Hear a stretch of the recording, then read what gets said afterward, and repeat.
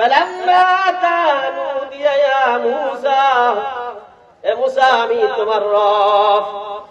ফাখলানা alike, জুতাটা খুললা তুমি ইন্নাকা বিল ওয়াদিল মুকাদ্দাসি তুয়া,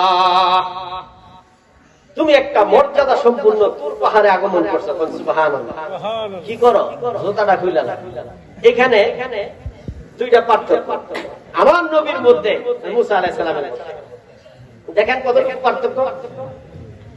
আল্লাহর নবী, বিশ্ব নবী আরশে আজিমে মেরাজের রাতে যখন মেরাজে গেছিলেন, নবী জুতা পায়ে দিয়ে ঘুমিয়েছিলেন।